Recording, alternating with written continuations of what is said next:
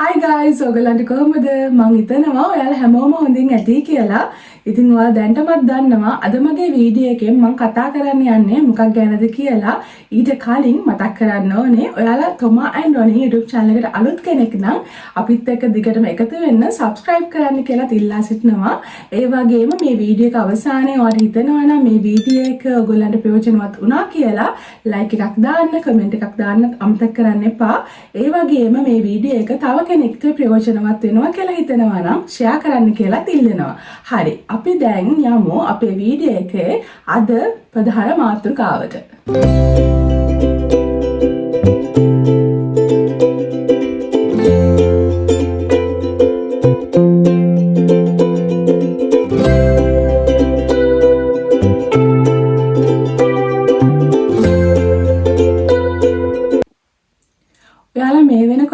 UK ඉන්න හීන දකින ගමන් නම් ඉන්නේ. ඒ වගේම ඒ සම්බන්ධ වැඩ කරන ගමන් නම් ඉන්නේ. එහෙම නැත්නම් ඕගොල්ලෝ ඩවුට් එකකින් ඉන්නවා නම් මොන රටද මට යන්න හොඳ ඒ ලිස්ට් එකේ UK තියෙනවා නම් මේ වීඩියෝ එක මම හිතනවා ඔයගොල්ලන්ට ප්‍රයෝජනවත් වෙයි කියලා. ඉතින් අද මම කතා කරන්න යන්නේ ඒ ශ්‍රී ලාංකිකයෙක් විදිහට මේ රටට එනකොට ඔයාලට මුහුණ දෙන්න වෙන අභියෝග මොනවාද? ඒ වගේම මොනවාද තියෙන අවස්ථා සහ ඒවට අපි මුහුණ දුන්නේ කොහොමද වගේ යන කාරණා ගැන. ඉතින් වීඩියෝ එකත් එක්ක දිගටම රැඳිලා ඉන්න කියලා මම ආදරෙන් ඉල්ලනවා. අපි මොන රටකට යන්න කියලා තීරණය කරත් අපි ඉස්සල්ලාම බලන්නේ අපිට මොනවාද තියෙන රැකියා අවස්ථා කියන එක සම්බන්ධවනේ. ඉතින් අපි දැන් කතා කරමු ශ්‍රී ලාංකිකයෙක් විදිහට UK වලට එනවා නම් ඕගොල්ලන්ට මොනවාද තියෙන රැකියා අවස්ථා කියලා. UK වලට එන්න තියෙන ප්‍රධාන මාර්ග දෙකක් තමයි ස්ටුඩන්ට් වීසා එහෙම නැත්නම් වර්ක් වීසා. ඔයා ස්ටුඩන්ට් වීසා වලින් එනවා නම් ඔයා සැලකිලිමත් වෙන්න ඔයා තෝරගන්න කෝස් එක අවසානයේ මොන වගේ ජොබ් ඔපචුනිටිස්ද ඔයාට තියෙන්නේ කියලා. ඔයාගේ ස්ටඩීස් වලින් පස්සේ කලින් නම් PSW එහෙම නැත්නම් අපි කියනවා post study work visa අවුරුදු දෙකක් තිබ්බා. ඒත් දැන් තියෙන්නේ මාස 18ක් වගේ කාලයක්.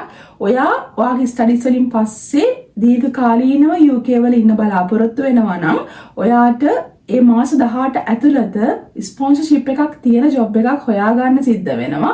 ඉතින් ඒ නිසා ඔයා ගොඩක් සැලකිලිමත් වෙන්න මොන වගේ ජොබ් ඔපචුනිටිස්ද තියෙන්නේ ඔයාගේ කෝස් එක ඉවර කරලා ඔයාට හොයාගන්න කියන එක සම්බන්ධව. ස්ටුඩන්ට් වීසා වලින් එන ඔයාට මාසෙකට කීයක් හම්බ කරන්න පුළුවන්ද කියන කාරණේ ගැන මම වීඩියෝ එකක් කරලා තියෙනවා. ඒ වීඩියෝ එකේ link එකත් මම description එකේ දාන්නම්. ඔයාට ප්‍රයෝජනවත් වෙනවා කියලා හිතෙනවා නම් ඒ වීඩියෝ එකත් බලන්න. හරි. අපි දැන් බලමු ස්ටුඩන්ට් වීසා හෝ වර්ක් වීසා වලින් එන ඔයාට මොන වගේ ජොබ් කැටගරිස්ද UK වල තියෙන්නේ කියලා. ඉතින් විශේෂයෙන් කියන්න ඕනේ IT, software engineering, cyber security ඒ වගේ සයිඩ් එකේ ගොඩක් ජොබ්ස් තියෙනවා. ඒ වගේම healthcare සයිඩ් එක doctors, nurses, healthcare assistants ඒගොල්ලන්ට ජොබ්ස් තියෙනවා. ඒ වගේම skill work category ඒ වගේ plumbers, construction field එකේ mechanics ඒගොල්ලන්ට මේ ජොබ්ස් ගොඩක් තියෙනවා. හැබැයි විශේෂයෙන් කියන්න ඕනේ වගේම මේ ජොබ්ස් හැම එකක්ම ස්පොන්සර්ෂිප්ස් දෙන ජොබ්ස් නෙමෙයි. අපේ පර්සනල් එක්ස්පීරියන්ස් එක අනුව ගොඩක් වෙලාවට අපි ඉන්ටර්විව් එකකට ගියොත් හරි ඇප්ලිකේෂන් එක ජොබ් ඇප්ලිකේෂන් එක ෆිල් කරනකොට ඒකෙදි අහනවා ඔයගොල්ලන්ට ස්පොන්සර්ෂිප් එකක් ඕනද කියලා. ඒ අහන අවස්ථාවේදී අපි yes කියලා අපි රික්වෙස්ට් කරොත් එහෙම ගොඩක් වෙලාවට අපිව ඒ අවස්ථාවේදී ජොබ් එකෙන් ජොබ් ඉන්ටර්විව් process එකෙන් අපිව රිජෙක්ට් වෙන අවස්ථා අපිට ගොඩක් මුණ දෙන්න වෙලා තියෙනවා. ඉතින් මේ හැම ජොබ් එකක්ම ස්පොන්සර්ෂිප්ස් දෙන ජොබ්ස් නෙමෙයි. ඇත්තටම කියන්න ඕනේ ඩොක්ටර්ස්ලට නර්ස්ලට වගේ ඇත්තටම ගොඩාක් ඔපචුනිටිස් තියෙනවා. ස්පොන්සර්ෂිප්ස් එක්කම ඔපචුනිටිස් තියෙනවා. නර්ස් කෙනෙක් විදිහට UK වලට එන්නේ කොහොමද කියන එක සම්බන්ධව ඉස්සරහට මම වීඩියෝ එකක් කරන්න බලාපොරොත්තු වෙනවා. ඉතින් Toma and Ronnie YouTube channel එක subscribe කරලා තියාගන්න. ඉස්සරහා මේ වගේ වීඩියෝස් ගොඩක් බලන්න. අපි ජීවත් වෙන රටක් තෝරගන්නකොට අපි ඊළඟට සලකා බලන කාරණේ තමයි ඒ රටේ තියෙන සෞඛ්‍ය සේවය. ඉතින් ලංකාව වගේම තමයි UK වලත් තියෙන්නේ නිදහස් සෞඛ්‍ය සේවයක්. නමුත් work visa වලින් හෝ student visa වලින් එනකොට අපිට NHS fee එකක් මේ රටට ගෙවන්න වෙනවා. ඇත්තටම ඒ amount එක ඉන්න අවුරුදු ගාන අනුව වෙනස් වෙනවා. ඒක ටිකක් ලොකු amount එකක්. ඒ වගේම කියන්න ඕනේ ලංකාවේ වගේ අපිට ડોක්ටර් කෙනෙක්ව මීට් වෙන්න යන්න ප්‍රයිවට් channel කරන්න හරිම අමාරු UK වල. ඇත්තටම අමාරුයි නෙමෙයි, ගොඩක් එක්ස්පෙන්සිව් එක. අපිට යන්න වෙන්නේ අපිට වෙන්වුණු GP ළඟට. අපේ ලාස් එක්ස්පීරියන්ස් එක අනුව මට GP ගාවට යන්න ඕන වෙලා සති 2ක් වෙයිට් වෙන්න වුණා. ඇත්තටම පස්සේ දැනගත්තේ GPට අපොයින්ට්මන්ට් එකක් දානකොට අපිට තියෙනවා රික්වෙස්ට් ෆෝම් එකක් ෆිල් කරන්න. ඒ රික්වෙස්ට් ෆෝම් එකේ අපිට මොකක්ද තියෙන ලෙඩේ කියලා සම්පූර්ණයෙන්ම විස්තරයක් කරන්න තියෙනවා.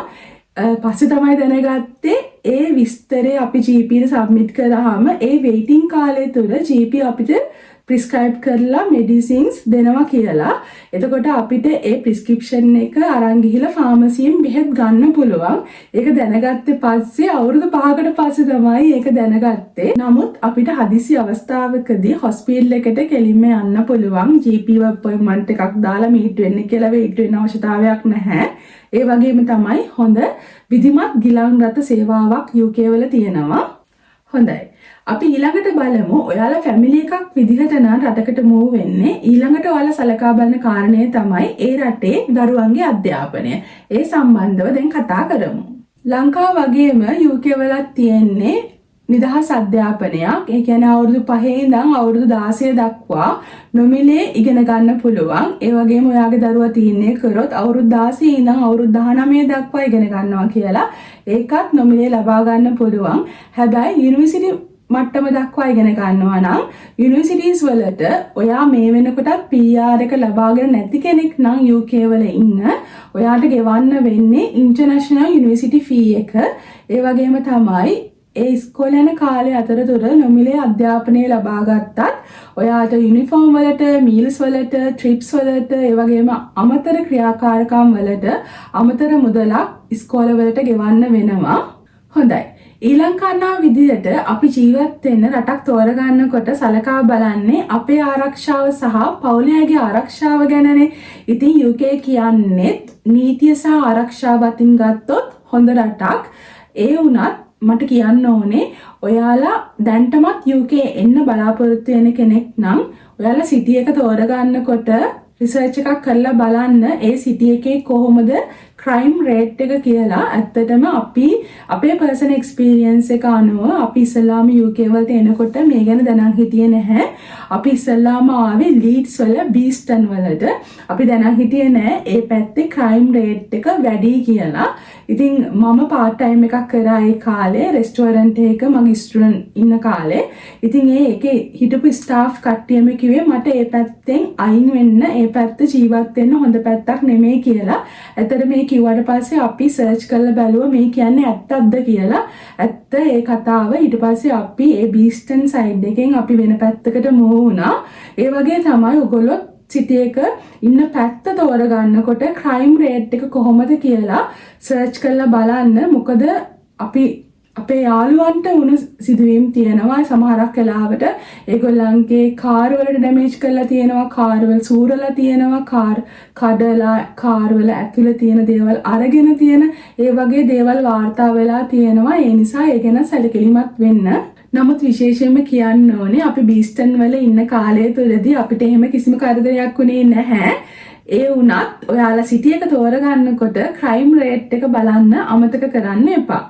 ඊළඟ කාරණාව විදිහට මම කතා කරන්න කැමති ආදායම සහ වියදම සම්බන්ධව. ඇත්තටම ඔයාලා මහන්සි වෙලා වැඩ කරොත්, කැපවීමෙන් වැඩ කරොත් ඔයාලට අපි කියන්නේ කාලා බීලා ඇඳලා සතුටින් ඉන්න පුළුවන් රටක්. හම්බ කරන මුදල අපේ වියදම් කවර් කරලා යම් මුදලක් ඉතුරු කරලා ජීවිතේට දෙයක් කරගන්න පුළුවන්. අපේ පර්සනල් එක්ස්පීරියන්ස් එක අනුව ඇත්තටම අපි ඇවිල්ලා පළවෙනි අවුරුදු 2 අපි දෙන්න කරේ අපි දෙන යුනිවර්සිටි ෆී එක භාගයක් ගෙවලා මේ රටට ආවේ. අපි දෙන්න කරේ යුනිවර්සිටි ෆී එක ගෙවලා ඉවර කරා. ඊළඟ අවුරුදු 2 මටත් මගේ හස්බන්ඩ්ටත් පුළුවන් වුණා UK වල ගෙයක් ගන්න, ඩිපොසිට් එක හදා ගන්න. ඉතින් ඒ වගේ තමයි මේ හැම දෙයක්ම තීරණය වෙන්නේ ඔයාලා කොච්චර මහන්සියෙන් කැපවීමෙන් හම්බ කරනවද කියන එක මතත් කොහොමද ඔයගොල්ලන්ගේ මැනේජ්මන්ට් එක පවුලේ වියදම් කළමනාකරණය කොහොමද කියන එක මත තමයි හැම දෙයක්ම තීරණය වෙන්නේ. ඒ වගේම කියන්න ඕනේ මේ වීඩියෝ එකේ අද මම ඔයාලත් එක්ක ෂෙයා කරගත්ත හැම දෙයක්ම අපි දෙන්නගේ මගේ හස්බන්ඩ්ගේ පර්සනල් එක්ස්පීරියන්ස් එක මත මේ අපි UK වල ජීවත් වෙන කාලය තුර ලබාගත්ත දේවල් වලින් තමයි මම ඔයගොල්ලොත් එක්ක ෂෙයා කරගත්තේ. මේ හැම දෙයක්ම සමහර විට එක එක්කෙනාගේ සිටුේෂන් එක මත වෙනස් වෙන්න පුළුවන් කියන කාරණයක් මට මතක් කරන්න ඕනේ. හොඳයි. අපි දැන් කතා කරමු අපිට UK වලට ඇවිල්ලා මොනවාද අපිට මුණ දෙන්න වෙන අභියෝග කියන එක ගැන. පළවෙනි කාරණාව විදිහට මම කතා කරන්න කැමති ටැක්ස් එක සහ NI එක සම්බන්ධව අපි නැත්තම් කියන නැෂනල් ඉන්ෂුරන්ස් සම්බන්ධව UK වල ටැක්ස් එක 120කුත් නැෂනල් ඉන්ෂුරන්ස් එක 8%කුත් වගේ ප්‍රමාණයක් ගෙවන්න තියෙනවා. ඒ කියන්නේ අපි ගන්න මාසේ පඩියෙන් 28%ක් ටැක්ස් සහ NI විදිහට අඩු වෙනවා. මේ ප්‍රමාණය වැඩි වෙනවා higher level එකේ salary එකක් annual salary එකක් ගන්න කෙනෙක් නම් සමහරක් වෙලාවට 40-45 මට්ටම දක්වා ටැක්ස් සහ NI එක ගෙවන්න වෙනවා.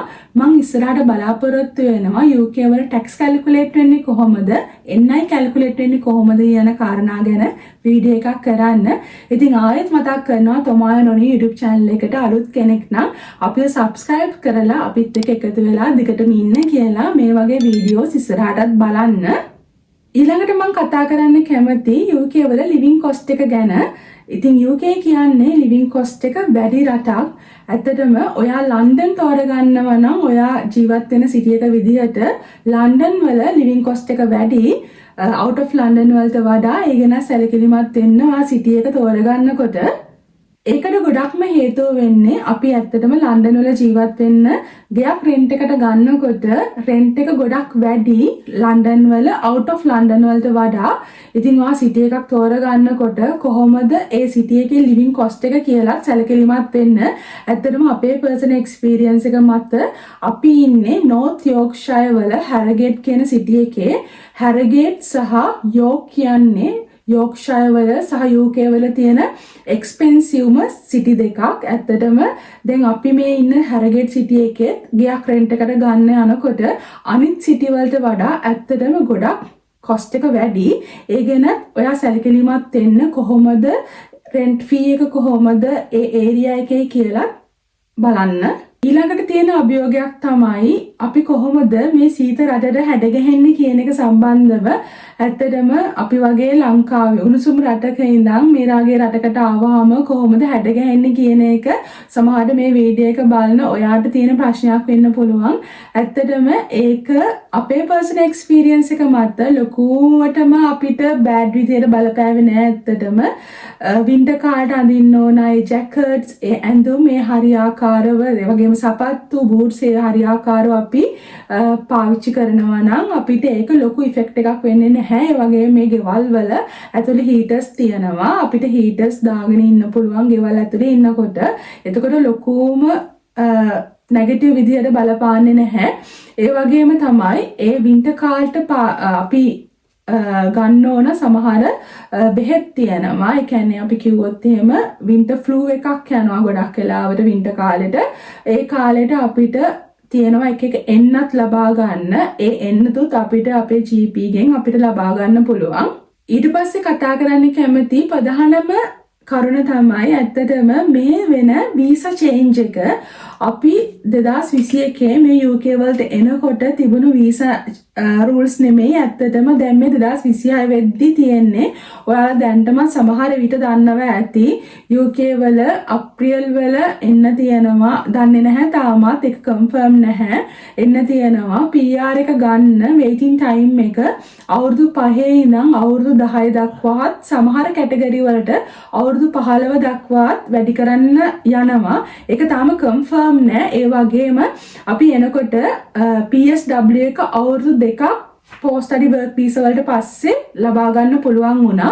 දැන් ඒක මාස 18ක් දක්වා අඩු කරලා තියෙනවා. ඒ වගේ salary threshold වෙනස් කරලා තියෙනවා. ඒ වගේ ගොඩාක් visa changes කරනවා මේ රට. ඇත්තටම ඒක නම් ලොකුම disappointed කාරණාවක්. හරිම stressful කාරණාවක් මේ රටේ සිද්ධ වෙන. ඔයාලගේ work visa හෝ student visa වලින් එන්න බලාපොරොත්තු වෙනවා නම් ඔයාලා එනකොට බලන්න ඔයගොල්ලන්ට කොහොමද ඒ visa changes බලපාන්නේ, කලින් කොහොමද බලපාලා තියෙන්නේ, කොහොමද දැන් ඉස්සරහට එන්න තියෙන චේන්ජස් බලපාන්නේ කොහොමද කියන කාරණේ ගැන සැලකිලිමත් වෙන්න. මටත් ඉස්සෙල්ලාම පිටරටකට යන්න තීරණය ගන්නකොට තිබුණු ප්‍රශ්නයක් තමයි ඒ රටට ගිහාම අපිට කොහොමද සැලකන්නේ කියන කාරණාව ගැන. එහෙම නැත්නම් අපි කියනවා රේසිසම් එක කොහොමද කියලා. ඇත්තටම එහෙම දෙයක් නැත්තේ නෑ මේ රටේ. එහෙම තියෙනවා. මටත් මගේ හස්බන්ඩ්ටත් පර්සනල් එක්ස්පීරියන්ස් එක තියෙනවා. වැඩ කරන තැන වගේම අපි සර්විස් එකක් ගන්න ගිහාම කොහෙට හරි තැනකට ටිකක් වෙනසක් තියෙනවා. ඒත් එච්චරම ඒක වරි වෙන්න දෙයක් නෙමෙයි. අපි ඒ අවස්ථාවට ඒ විදියට මුහුණ දුන්නට පස්සේ ඒක එතනින් ඉවරයි. ඒක හිතේ තියාගෙන මෙහෙම වුණානේ කියලා වරි වෙන දෙයක් නෙමෙයි. ඉතින් ඒ වගේ දේවලුත් මෙහි තියෙනවා. ඒ වගේම ඔයගොල්ලෝ දන්නවා ඇති සමහර විට ඇන්ටි මයිග්‍රේෂන් රැල්ලක් තියෙනවා. UK වල විතරක් නෙමෙයි හැම යුරෝප් රටකම වගේම සමහරක් ගොඩක් රටවල තියෙනවා. ඉතින් ඒවා ගොඩක් හිතන්න රටකට යන්නේ නැහැ කියලා තීරණය කරන්න තරම් දේවල් නෙමෙයි. ඒ වගේ දේවලුත් තියෙනවා කියන එක මට මේ වීඩියෝ එකේදී කියන්න ඕන වුණා. ඉතින් විශේෂයෙන්ම කියන්න ඕනේ රේසිසම් කියන එක කොහේ වුණත් තියෙන්න පුළුවන්. ඉතින් අපේ පර්සනල් එක්ස්පීරියන්ස් එක අනුව අපිට හම්බෙච්ච නේබර්ස්ලා ඇත්තටම හරිම හොඳයි. සමහරක් වෙලාවට ඉතින් කලාතුරකින් එක්කෙනෙක් දෙන්නෙක් හම්බ වෙනවා. ඒ ගැන එච්චර වරි වෙන්න දෙයක් නෙමෙයි. ඒක කොහේ ගියත් තියෙන්න පුළුවන් දෙයක්. මේ වීඩියෝ එක ඉවර කරන්න කලින් තව දෙයක් මට ඇඩ් කරන්න හිතුණා. ඇත්තටම අපි වෙනතකට මූව් වුණාට පස්සේ වරි වෙන දෙයක් තමයි අනේ අපේ සංස්කෘතියෙන් අපි ඈත් වෙනවනේ දුරස් වෙනවනේ කියන කාරණාව ගැන. ඇත්තටම දැන් තියෙන තත්ත්වය අනුව UK වල අපේ ලොකු කමියුනිටි එකක් ඉන්නවා මේ රටේ. ඒ වගේම තමයි ගොඩාක් කමියුනිටි උත්සව පැවැත්වෙනවා. කමියුනිටි වැඩ වලට සහභාගී වෙන්න පුළුවන්. බෞද්ධ කෙනෙක් නම් පන්සල් යන්න පුළුවන්. කතෝලික කෙනෙක් නම් සිංහලෙන් පූජාවට යන්න පුළුවන්. ඉතින් ඒ වගේ අවස්ථා ගොඩක් තියෙනවා මේ රටේ. ඉතින් අපිට ගොඩක් ඒ ගැන දැන් වරි වෙන්න අවශ්‍යතාවයක් නැහැ. ඒ හැම වැඩකටම සහභාගී වෙලා ලංකාවේ කමියුනිටි එකත් එක්ක සතුටින් තමන්ගේ වැඩ කරගෙන යන්න පුළුවන්. ඉතින් ඒ කාරණාවත් මතක් කරන ගමන් ඔයාලට හිතෙනවා නම් අද මේ වීඩියෝ එක ඔයාලට ප්‍රයෝජනවත් වුණා කියලා ලයික් එකක් කමෙන්ට් එකක් දාන්න අමතක කරන්න එපා. තව කෙනෙක්ට ප්‍රයෝජනවත් වෙයි කියලා හිතෙනවා නම් ෂෙයා කරන්නත් කියලා ආදරෙන් ඉල්ලනවා. ඒ වගේම ඔයා තොමායන්ඩෝනි YouTube channel එකට අලුත් කෙනෙක් නම් අපිව subscribe කරලා මේ වගේ ප්‍රයෝජනවත් වීඩියෝස් ඉස්සරහට බලන්න අපිත් එක්ක එකතු වෙන්න කියලා ආදරෙන් ඉල්ලනවා. ගිහින් එනකන් සතුටින් ඉන්න. bye.